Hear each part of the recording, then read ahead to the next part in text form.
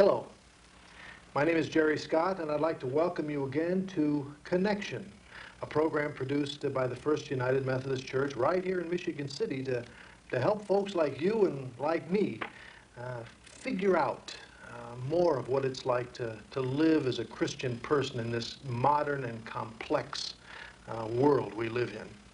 Today we're going to do something a little bit unusual. I'm going to interview a person through some sort of an interesting show business kind of a technique that has since passed away. And this person lived a very, very unusual life, a life that I think that you and I can gain something by exploring a little bit. So what I'd like to do is rather than to give you too much information, let this person, through my interview with her, tell you about herself. Listen very carefully. Well, first of all, I'd like to thank you very much for talking with us today. And I wonder if you'd begin by telling us your real name and something of your background. I have no name except Peace Pilgrim. I have no home except a forwarding address in Cologne, New Jersey. About my background, I will say this. I come from a poor family. I had little education and no special talents. Rather, I lead a guided life. There was a time when I attained the inner peace of God when I died. I utterly died to myself. I have since renounced my previous identity. My past is dead, and there is no reason to resurrect it. Well, how old are you? Many people ask my age. I tell them I do not know my age and do not intend to figure it out. My birth date lingers somewhere at the fringes of my memory, but I won't divulge it. What purpose would it serve? I'm very thankful now that age is out of my mind. As long as I counted birthdays and started thinking about getting older, I did get older. Age is a state of mind, and I think of myself as ageless. Well, then tell me, at what point in your life did this whole process begin for you? In my very early life, I made two important discoveries. First, I discovered that making money was easy. And second, I discovered that making money and spending it foolishly was completely meaningless. I knew this was not what I was here for, but at that time, that was many years ago, I didn't know exactly what I was here for. It was out of a very deep seeking for a meaningful way of life, and after having walked all one night through the woods, that I came to know what I now know to be a very important decision. I felt a complete willingness, without any reservations, to dedicate my life to service. I tell you, it is a point of no return. After that, you can never go back to self-centered living. Then I went to the second phase of my life. I began to live to give what I could instead of to get what I could. It was then that I entered into a new and a wonderful world. When did your first walk across the country, or your first pilgrimage, as you call it, across the country begin? Yes, that was January the 1st, 1953. I left the Los Angeles area to take my message across the country. Your message? What is your message? This is the way of peace, to overcome evil with good, falsehood with truth, and hatred with love. My message is not new, but the practice of it is. When you left Los Angeles to begin your pilgrimage, what did you take with you? I left without a cent, having faith that God would provide me with everything I needed. Without ever asking for anything, I have been supplied. No money, and do you ever have any feelings of insecurity? Simply because I don't know where I will sleep tonight or where I will eat next, I don't in any way feel insecure. When you have spiritual security, you no longer have any need for material security. I know of no one who feels more secure than I do. Some people think that I am the poorest of the poor, when in reality, I am the richest of the rich. I have health, happiness, and inner peace. Things you can't buy, not even if you were a billionaire. How many times have you walked across the country? Well, as of this time, I'm on my 7th pilgrimage route, which is my 7th crossing of the country. I've covered 50 states, 10 Canadian provinces, and parts of Mexico. I walk prayerfully and as an opportunity to talk with many people and perhaps inspire them to do something for peace in their own way. Forgive me, but where do you get the money to do this? I have no money. I don't accept any money. Well, you must receive some money from some organization or something. I belong to no organization. Therefore, I have no organizational backing. I own only what I wear and carry. I just walk to give shelter and fast until I'm given food. I don't even ask. It's given without asking. I tell you, people are good. There is a spark of good in everyone, no matter how deeply it may be buried. Why don't you ask for money? I talk about spiritual truth, and spiritual truth should never, ever be sold. Those who attempt to sell it injure themselves spiritually. I'm not quite sure I understand what you mean. Well, the theory behind not buying spiritual truth is this. One who has it would not be selling it. So one who is selling it does not have it. One who has it would not sell it, and one who sells it does not have it. That is right. Well, how does a person go about getting this spiritual truth or this inner peace? How do we get it? You cannot get it. As soon as you are ready for spiritual truth, it will be given to you. This is God's way. When you began to live your new life, what did your friends and acquaintances, what did they say? What did they think of it? My friends thought I was crazy. There was not one word of encouragement from any of them. They thought I would surely kill myself walking all over. But I just went ahead and did what I knew I had to do. I informed these well-meaning friends of the two widely divergent paths in life and of the free will that all people have to make their choice. Tell me a little about these two widely divergent paths. What do you mean? Well, there is a well-worn path which is pleasing to the senses and gratifies worldly desires, but leads nowhere.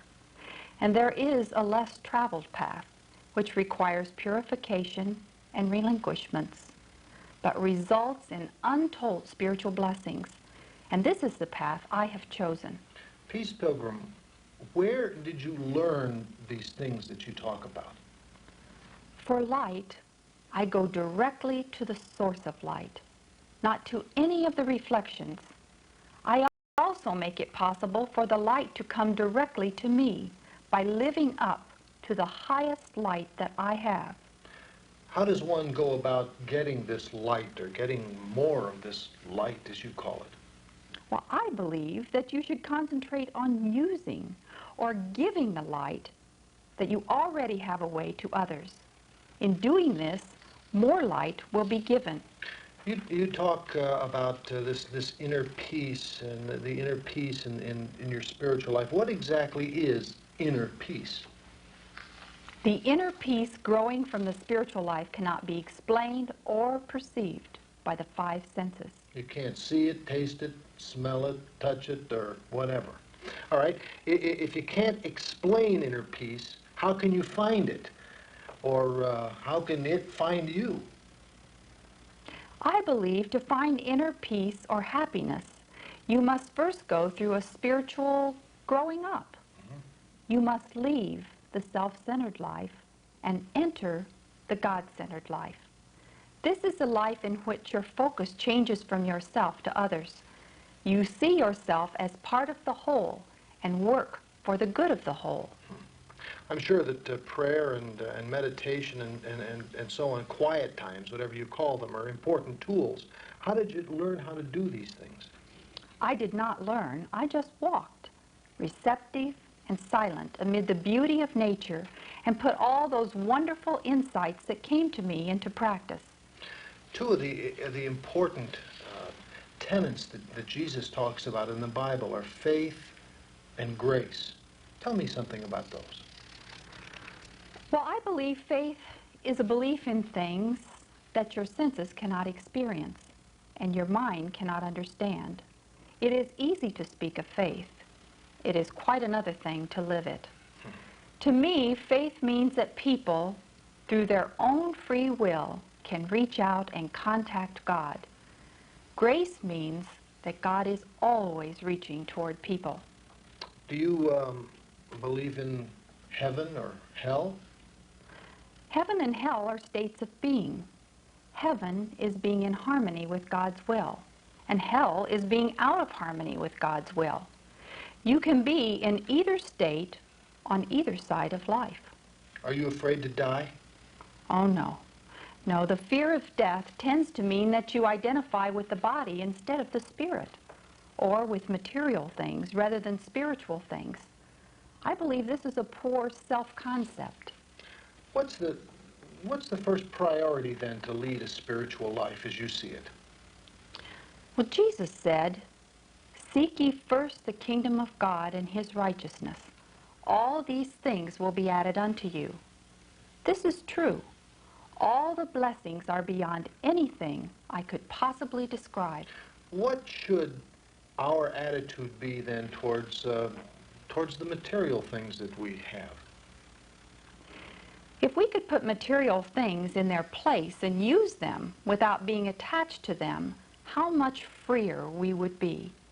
Then we wouldn't burden ourselves with things that we really don't need. You know, in this affluent country of America we live in, we hear about people, you know, all kinds of people having financial problems. Why is this? Many people who say they have financial problems really mean that they want more than they need. I have discovered by looking around that most debts are not to pay for necessities, but rather for the things that people do not need. As for me, I can no longer accept more than I need when there are others in the world who have less than they need. Why do people buy things they don't need? Well, sometimes for the purpose of self-indulgence, sometimes for ego gratification by impressing others. People will never find what they are seeking until the ego has been subordinated and the higher nature has taken over. I will tell you a story about the most valuable things. One day I was walking along the streets of a large city that was my home for a while. It was 1 o'clock in the afternoon. Hundreds of neatly dressed people with pale or painted faces were hurrying in rather orderly lines to and from their places of employment. I, in my faded shirt and worn slacks, walked among them. The rubber soles of my soft canvas shoes moved noiselessly along beside the clatter of trim, tight shoes with high heels. In the poor sections of town, I am tolerated. In the wealthier sections, some glances seem a bit startled, and some are disdainful.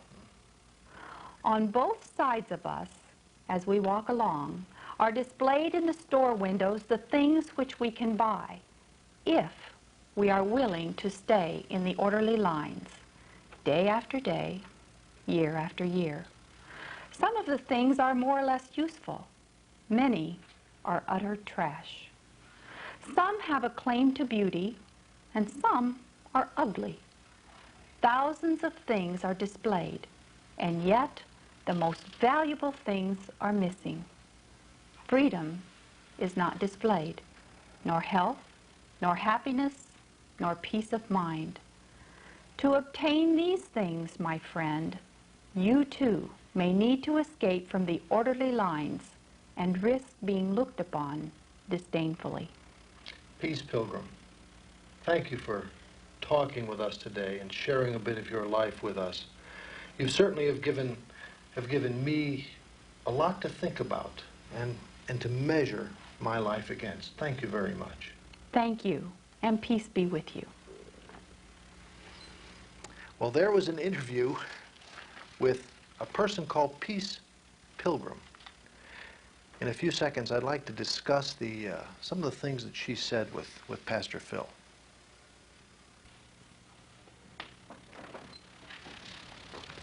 Well, Phil, I'm kind of tempted to say only the shadow knows for sure. I tell you, I'm intimidated just being in the shadow of Peace Pilgrim. She, by far, is a truly outstanding human being. I say is because I believe that her spirit is still alive with God and Jesus Christ. But what a rare and gifted person that you had a chance to share with us through that interview. She lived an amazing and a courageous life. I know you served a pastorate in Knox. In Knox at the time of her death. And several of my acquaintances were acquaintances of Peace Pilgrim. I did get a chance to meet her. Just a very rare and gifted person. It says in a book that someone wrote about her that she was at a speaking engagement someplace in Knox, I guess, and was being driven from one place to another. She normally walked and was involved in an automobile accident that took her life. Yeah, how tragic, how tragic. But what a spirit and what a message a person like that can teach to us today. And don't we all wish for that kind of power in our life? For that kind of freedom to let go of, really, I think, as she was trying to teach us, really let go of the inconsequential things in order to really grab onto and be a part of the things that really matter. There are some things that she said that I kind of highlighted here, and I want to just touch on them with you and just discuss them. First, she says, in my early life, I made two very important discoveries. Discovery number one, that making money was easy and spending it foolishly was completely meaningless. Making money was easy and spending it foolishly was meaningless. There's a lot of people in this country, if you would look at the magazines, who don't understand either one of those statements. I go to my mailbox and there's stuff with catalogs with just, really that kind of stuff. And she then says, I knew that this was not what I was here for. I wasn't here just to make money and spend it foolishly. That is a meaningless cycle. And how do you think as you listen tonight? Is that a meaningless cycle in your life? Sometimes you have to try it to discover it's meaningless. But we have so many testimonies to the fact that if life is nothing more than a cycle of acquiring and spending, there's no joy in that. And it is shallow. It's the shallowest of all life. And we've got to stop adoring those people who live shallow lives and really start adoring people like Peace Pilgrim, though she would not be comfortable, I think, in all of her humility with being adored. But we need to find models more like Peace Pilgrim. Oh, it is so tough today. I mean, we look at the thing, the machine that you're looking at this very second in your living room or wherever in your house. And it is filled every day with models in exactly the opposite direction. Absolutely. You have to have big cars and big houses and fancy this. And once you do, you're going to be with the in crowd and your life is going to be happy and all the answers that you have are going to be, or all the questions you have are going to be solved. This is not true. This is a lie. It is a lie. And Peace Pilgrim... She discovered it early. And what courage. I mean, can you imagine just saying to your friends, look, I have a simple message that I'm going to take about love and peace, and I'm going to leave and I'm going to just begin to walk, and I'm going to live by faith. And she's going to Kentucky. Remember? Yeah, you got me, Jerry. Those of you who didn't see last week's program, those of you who did will know Jerry just nailed me up against the wall. Phil, I'm sorry. Christian man that he is. No. What Jerry's point is well made. I'd like to pick up on about those friends because I think one of the great obstacles to real change in people's lives are sometimes our friends who see something in us and are so frightened by what they see that they will just do anything to stop us. And I think particularly when we talk about religious life and about real profound Christian change or profound religious change, sometimes our friends are not helpful because they're frightened. I mean, you can understand their fear, I think. I don't want you to harshly judge people, but when your friend changes, you must change. Oh, this is good. This is true. you know, when your friends change, you must change. And so I don't want to change. And so, boy, I want to hold you fast so that you don't change. And I can just see her friends trying to explain to her how you couldn't live that way. That's right. You couldn't survive that way. You'll die at the end of the first week. And the message is, well, everybody's preaching that message. You know, it's an unneeded message. You know, people know that already. Her friends thought she was crazy. Curiously enough, I did a little reading about Mother Teresa one time, and when she heard God's voice speak to her, saying, "Go to Calcutta and serve the poor and the sick," her friends that she shared that with thought that she was crazy. Yes. And they said, the thing you need to do is you need to go see a psychiatrist because you're not working up here. Your bread hasn't completely risen yet. You know? Oh, my. Jesus' friends in Nazareth, the people there who knew him and loved him, who obviously knew he was a wondrous man of all immense qualities, had the same problem. They kept saying to themselves, well, isn't this the son of Mary and Joseph? Didn't we know him? You know, didn't he cobble up our table for us just last week? You know, what is all this business about religion and God and his call and mission? There is a human dynamic here that she speaks about. She says... How did she get the bravery to go forward, though? You know, most of us get stopped there. Most of it, you know, if our friends say we're crazy, or if they're saying, no, well, you know, why do you want to get religion? You know, or if they put us down, we stop and are frozen. She says that it's not something that you get. You know, I know I have this get mentality. I've got to get this. I've got to get that. You know, you don't get things from God. God gives things to you. And I have a hunch that God gave her the courage and the strength to just step out in faith and live a life that few of us, you know. The courage to follow the light, as she called it, that she felt. She did talk to you a little bit. You asked her how to get that, and she did say to you, you don't get it. Yes, yes. You don't. It's given, and it starts with what's given to each one of us, which she's absolutely right. God has given us a bit of God's self into everyone, and the light is there. We don't need to go out, you know, and I hope this doesn't surprise you. You don't need to go to a minister. You don't need to go to a church. The light that God has given you is yours, and no one can quench that. No one can take it away.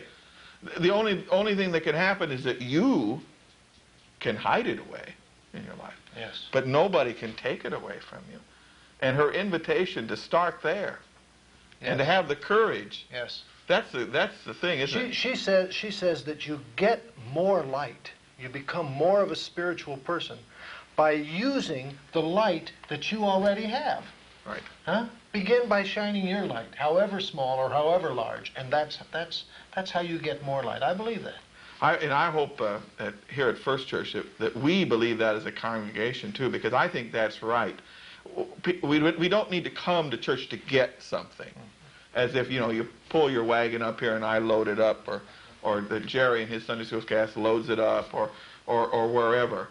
You come together with others who are doing the same thing you are, discovering the light that's shining within you, and letting that light be shared with others. It's an exciting journey. It's an exciting adventure. It truly is. How about what she says here? She says, when you have spiritual security, you have no need for material security. And you know what this gets back to? I think it's in Luke where Jesus says, consider the lilies again. Huh? Well, I'm convicted. There's just no question in that. I not only do I think she's right about that, but I believe that I stand convicted, and I'm sure I'm not alone in that there is that issue is clear. The more we find our life in God, the less we find the need to secure our life with other things, and with status, you know, with power. And we've talked material things, but there are a lot of psychological things that fall in the same categories. You know, with career success. You know, and would that all of us, I don't know if we all have to, do we all have to go for a walk? I don't know. Maybe we do. Maybe we do. Maybe we do. Maybe we we all have to go couldn't for a be walk. peace Maybe we have to go for a walk outside of our life as it exists now. Somehow, I don't know how to do that, but but leave some of our preconceived notions behind and try to look at this thing from a whole new perspective. I want to just touch one more little thing. I know that we're kind of getting down to the end here, but there's one little bit of philosophy that that I believe was first said by a Chinese philosopher by the name of Lao Tzu, and Peace Pilgrim puts a very interesting twist on it. She talks about spiritual truth and money, and she says, the one who has it would not sell it. And the one who sells it does not have it. The one who has it, you can't sell it. You can't sell the love of God. No. And if you're selling it, You don't have you don't have it. That's a powerful. That's a powerful thing to think about, isn't it? And it stands in judgment over lots of things. Just a couple things as I listened to her share that with you. First, stands in judgment over the church itself, where the church becomes way too preoccupied with the selling, with the of itself, as if we were some kind of a huge social club where we got dues and I felt really like we like to talk with her more about that, to explore that. What does that really mean? Do you think that way? Do you think the church is sometimes a seller of the love of God? And if so, then I think her criticism is just. If you have to sell it, you don't have it. If you have it, you give it freely. You have to give it away. You can't sell it. Jerry, we've got to wrap up. This has just been an outstanding connection program.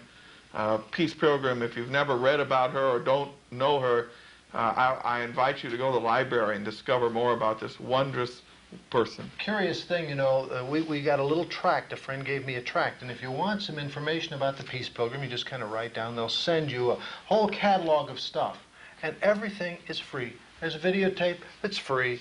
There's a book that's free. There's a bunch of pamphlets that are free. And the foundation that carries on her work, carries on the spirit of her life as well. Thank you for joining us for this connection program. I hope you'll join us next week for another outstanding program. I think our New Year programs of Connections have all been just terrific. Jerry, thank you. Thank you, Phil. Thank you for bringing Peace Pilgrim. Well, thank you. And thank you for joining us. Good night.